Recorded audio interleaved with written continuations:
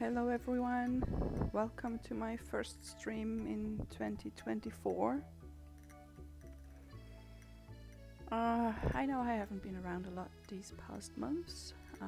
I also know I haven't really completed anything of my 2023 to-do list except maybe the shorter videos, to the point that I made shorts. And of course, as always, I've had new ideas, and this is what this stream is about. I like a lot of my Stardew Valley YouTubers, especially two who made a fun series, or two series actually. And this is what this stream is gonna be about. Let me hook you up with the details. So it's gonna be a co-op stream, and it has been inspired by Sharky Games and Poxiel's Season 2 challenge, which of course means there was a Season 1 challenge. Season 2 is much more interesting because it's not just about money. I will just say, spoiler alert, I will be talking about the game a lot, so if you want to discover things by yourself, this is your cue to leave. Same for the competition that Sharky and Poxiel have been going for themselves. I will refer to it. I've seen it completely from both sides, so if you want to discover those two by your own, maybe watch this video and follow-up streams of the actual game afterwards. I will link their YouTube profiles in the descriptions later. So I wanted to replicate the challenge, and I actually found someone who's willing to try with me and who's also willing to try to beat me. We do adopt general rules of the Season 2 challenge that Sharky and Poxiel presented. We did change some details because we wanted it to fit our personal playing style. We have been playing almost 6 in-game years by now. We just started winter in year 5. We are very used to mods, and we will definitely miss the automat mod and the tractor mod, and also some cheats that just help us not having to think about things every day. All of those mods we're not going to use. There will be, as always, an introduction to the mods in just a bit. So it's going to be not only a competition between the two of us, but it's also going to be a personal challenge to each of us just to play the game more vanilla again. My farmhand is Newton. That is his in-game name. I'm of course not going to share personal details here. He's in the US and I'm in Europe, but we managed to play on Monday evenings, well, from my point of view. I'll post that in the description to have a better understanding of the exact times when the stream may be on. Sometimes we do play on Tuesdays as well, so there will be a roughly 1 to 2 stream opportunities per week. Alright, let's get into the mods. These are just the main ones. I mean, I already put the farm there for you because we're not gonna play on the regular farm. Pox and Sharky had these divided into 14 lands, or 15 if you want to count the starter land separately as well. I will go into the rules in just a bit, so let me talk about the mods here first.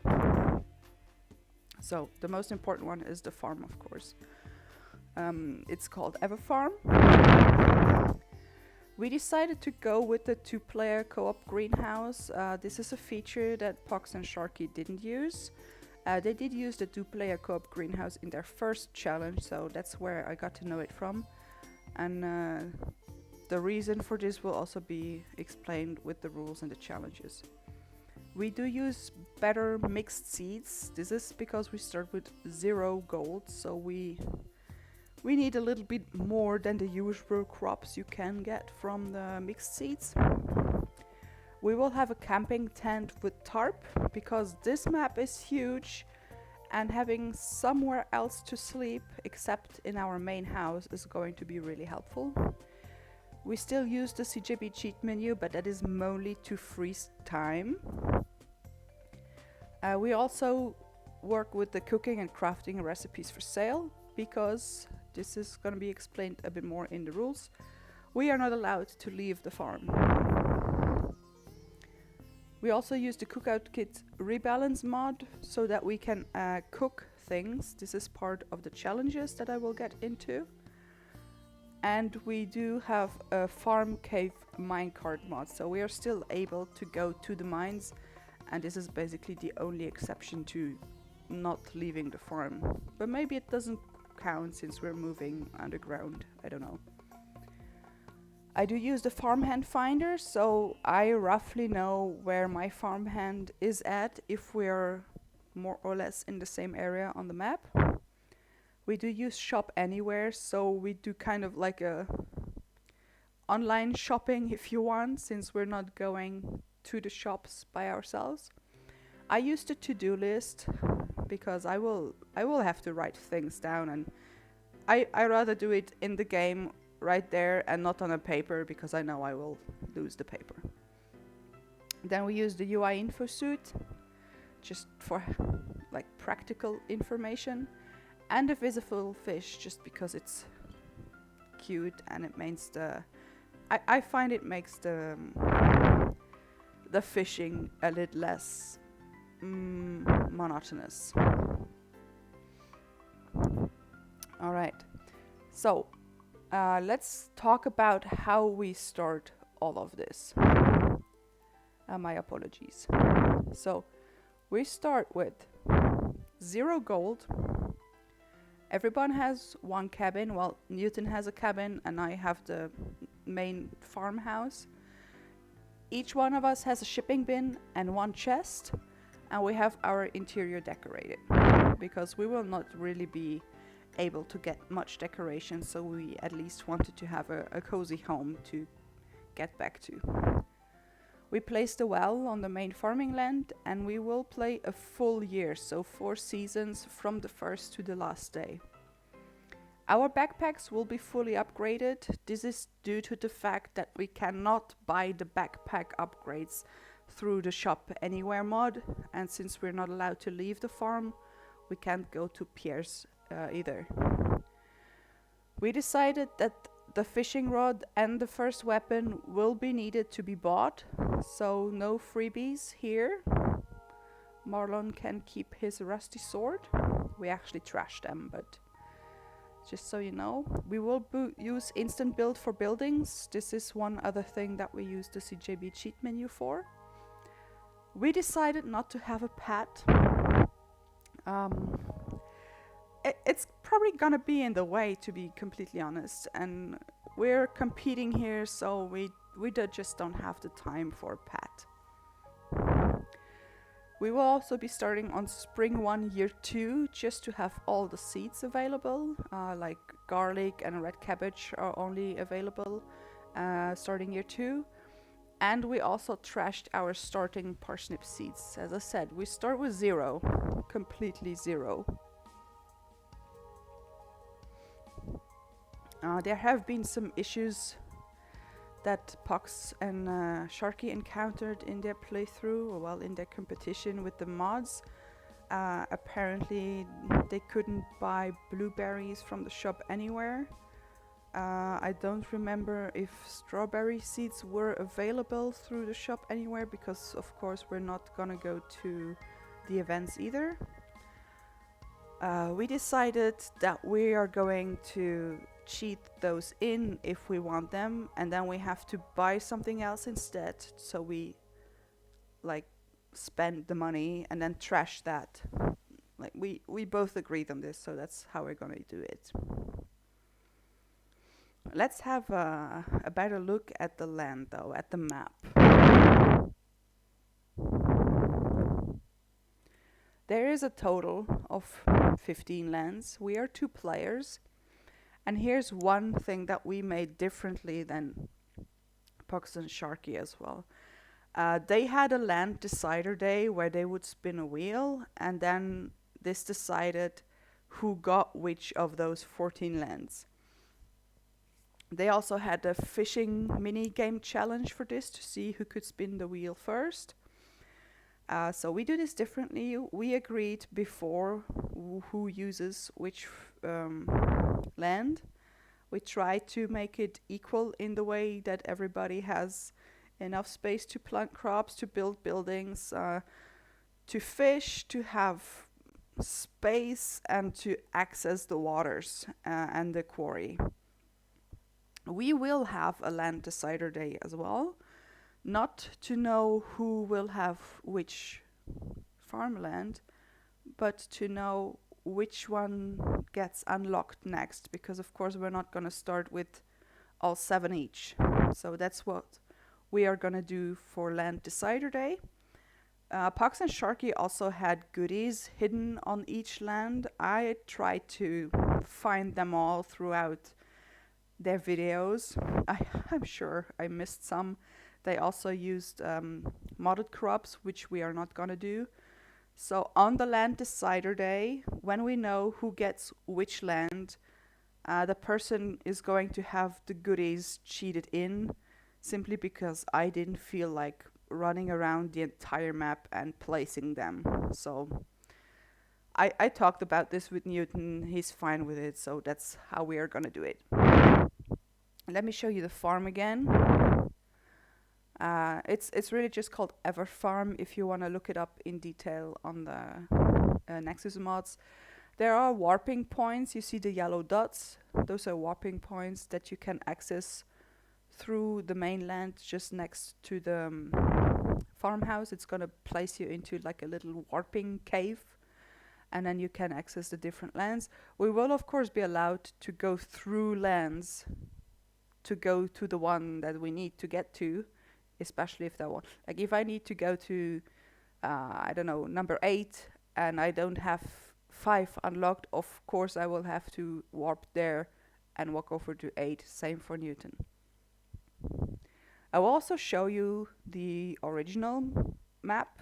So this is part of the spoiler, how Sharky and Pox ended up well, after the last Land Decider Day. So you see that's a little messier than our version. Basically, I'm gonna have, like if you tilt your head a little bit to the right, I'm gonna have the left half and Newton is gonna have the right half, with the exception of land number 14. That's also gonna be mine at some point. It all depends on the spinning wheel. So I think we're ready to get into the rules. I will show you ours first, and then I will also show you Sharky's and Pox's original rules, just so you can see where we adapted a little bit. My apologies. We are going with the challenges first. I set this up beforehand, so my mind isn't really too focused right now. Alright, so most money and current funds. This is also why we start with 0 gold, just to make it very clear.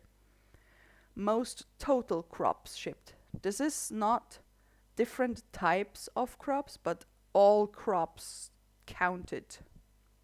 Total crops. This is now the challenge where we need the cookout kit for the cookout kit rebalance mod, because usually this is unlocked on level 9 farming, I believe it was.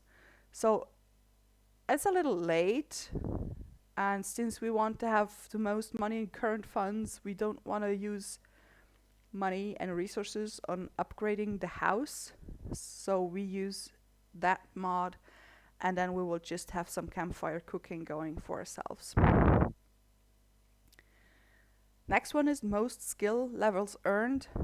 I know it's possible to reach level 10 in each skill in 1 year, so that's going to be an interesting one. Most different items crafted. Speaks for itself, I would say. Resources are going to be crucial, of course.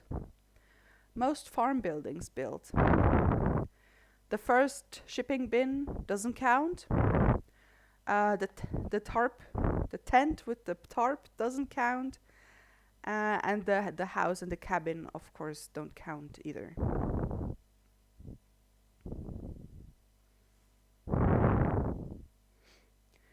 Next, we have most different artifacts and minerals. This includes gems found. This one is going to be a bit different than the one from Pox and Sharky. You're going to see this.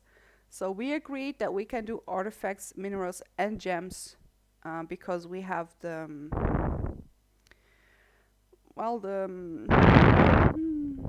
tab, the collection tab. There it goes, the collection tab for these. So we know exactly who found which ones. Plus, I often use the Stardew checkup website where you can see which player did what and didn't do, or found something or didn't find something. So we can separate this pretty easily. Plus, this allows us to sell things and just earn that little bit more money or use it for crafting or whatever. We added a new challenge that the other two didn't, just so we would have an equal amount of challenges. There's a lot of monster drops and looting in the mines possible, so we thought the one who finds most weapons, rings, and shoes, which we cannot really sell because we will see in the rules. So we thought we add this as a little extra challenge. Of course, we will have to fish a lot, and the person who fishes or catches the most different types of fish will win this challenge. And then the last one, just because usually it's so annoying, most Joja colas collected. These cannot be sold. Well, I mean, they can be sold, but then they don't count towards the challenge. And let me show you the original challenges. So the money is the same, crops is the same, different dishes and skills is the same, as well as the items and the buildings. They only looked into the artifacts for the challenge. We don't do the fishing minigame since we already have the lands decided, so it doesn't matter whose wheel is going to be spinned first. And this is where we replaced the weapons, rings, and shoes one. And then the different types of fish and the Joja colas are the same. So now you know everything that is going to happen, everything that we want to do in this competitive game. And I want to add just one thing about the farm buildings. Upgraded buildings do not count as a second or third building. Like if you have a fully upgraded coop, it's still just one building. Just so we're clear from the start. And this is all. I have discussed all of this with Newton, of course, so this is not just me making up the rules and then that's how we do it. No, we agreed on this together. Now let's get into the actual rules, our rules. Slightly different than the ones from Pox and Sharky as well. So we cannot build anything outside on the starter land. There is the exception of the chest that we both have. It's inside the house, but we allowed ourselves to also have one chest outside, just for farming, storing issues. I know we will need it, and we just wanted us to give us that freedom. And then there's stuff like decoration, like fences. If we will not put down a pathway because that will that will keep grass from respawning, and wheat, which we need for mixed seeds and forage. So, but things like fences, if we see that we like get too close to each other's crops or something like that, we will allow ourselves fences. I already said we cannot leave the farm except for the mines, which is kind of underground traveling, so maybe it doesn't count really as leaving the farm. The starter land will always be available to both of us for resources. We can only sell via the shipping bin, which is why we both have one, because we're gonna go to bed in the evening, we're going to our respective houses, and then it's just easier to have a shipping bin each. We did use the greenhouse, so we agreed to use the greenhouse, but with the only purpose to plant wheat in. Because Pox and Sharky ran into an issue, oh well, for this challenge it's an issue, but not for the gameplay itself. The game doesn't make a difference when feeding animals about whose silo belongs to who. So basically, if I build 3 and Newton doesn't build 1, like none at all, but we both have animals, I will basically be feeding his animals. So we agreed that we will use the greenhouse to plant wheat and get hay from harvesting the wheat, so that we each have our own stock of hay in case of unfair distribution of hay from the silo or silo. We of course respect each other's lands and things, so we don't go into each other's house, we don't look into chests, we don't destroy anything, we don't steal anything. I mean, this is kind of what a friendly and fair competition should look like. I already said the next one. This includes buildings too, like if Newton builds a shed, it's absolutely none of my business what he's doing inside that shed. We keep the rhythm of the Decider Day land. We unlock 1 new land on every 9th, 18th and 27th with the spinning wheel. And only the owner of the farm cave land can take the produce from it. In this case, that's Newton.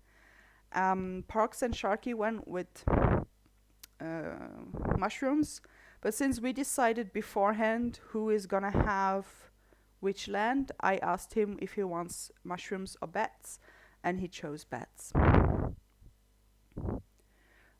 We discussed about navigating through each other's lands and also about fishing. We can navigate through each other's lands. If we need to cut some wood or clear some stone for that, then we agreed that we will just put that stone or that wood or whatever we get from the land to make our way to the other land. We will put that in the chest of the other player, which is the only exception to do not look into the other one's chest. Just so we're not stealing resources from each other. And then the last one is also one that we do differently from Pox and Sharky. They said that you can only fish in the waters that are connected to your lands. We say that we can fish in waters surrounding the other lands as well, because otherwise the most different fish caught isn't fair to us. Like, if you don't have the chance to achieve the same goal, then it's not really a fair challenge in our opinion. We also discussed about accepting money from quests. Well, we will not do NPC quests since we're not gonna talk to NPCs and not going to leave the farm. But there will be mail from the parents. And we agreed they're our parents, we should be able to accept money from them. We also both chose a female character to make it fair. And we do agree to accept NPC unrelated story quests. Like I think when you harvested and sold your first parsnip, and when you built your first, crafted your first scarecrow, you get like a couple gold. And at some point your dad will send you 30 stone or something. So we decided that we are going to accept that kind of money. And this is going to be a total of 1,300 gold. So that's nothing that's going to make us rich or allow us to buy tons of crops. I want to add one thing about uh, we cannot leave the farm. There, there is one thing that can happen that would maybe force us to do it. So when you pass out in the mines, you can lose your sword and your stuff that you have in your backpack, but you can also lose one of your irreplaceable tools, like the pickaxe, one that you cannot buy anywhere else. So if we lose that one, and of course we try not to pass out in the mines, then we will have to go to Louis to get that one back, because otherwise it's really not fair. Like, how will someone get resources if they don't have their pickaxe? So I mean, I hope we will not lead this exception, but it's I think that's the one that makes sense.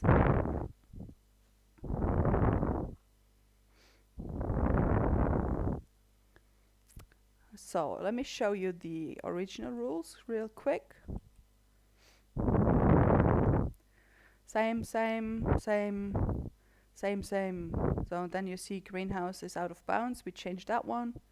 Harvest, gather, or destroy anything on each other's lands. Of course not. And if we have to gather or destroy something, I'm talking stone and wood here, we will give it to the person, to the owner of the land, even if the land isn't unlocked yet. Our lands won't be random, but we will get them on the 9th, 18th, and 27th. Only Newton is allowed to take the produce from the farm cave. We can navigate through each other's lands, and we can fish in any water. And this includes placing crab pots. We did agree on color coding our chests. So mine is gonna be blue, and I think Newton chose white. I'm not sure anymore. You will see. It's their chests in the greenhouse, so you will see this. We got each other a starting set for the greenhouse. It's just the chest, and then there's 10 hay and 10 wheat seeds in it. So that's it. Just to have a little backup plan when winter suddenly hits. I will show you. I will also ask Newton if I can enter his house once, exceptionally, just so you can see his decoration as well. I think it turned out pretty neatly. We have like totally different color schemes. Like, we couldn't move in together. It wouldn't work.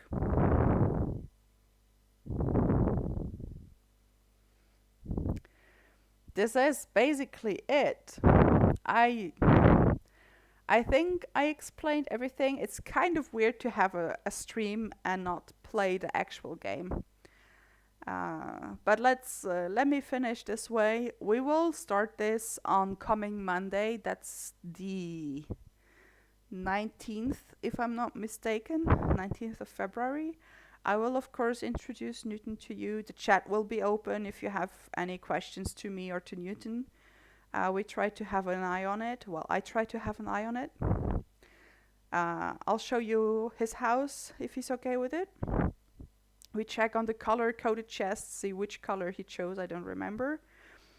And we also said that we would like have a countdown before we leave the houses, just so that all the first resource and forage gathering is gonna be as fair as possible.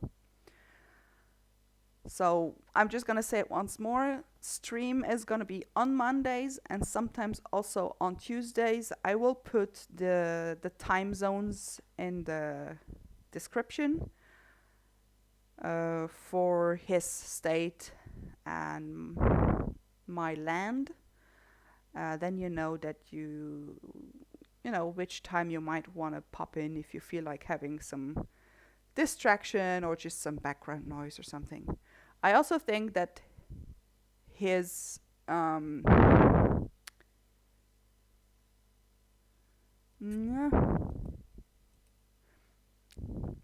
shall I say?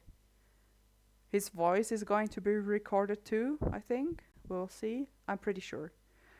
So, yeah.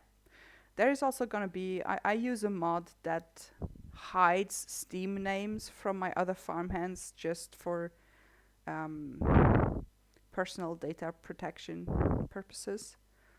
So it's Newton, and that's about it.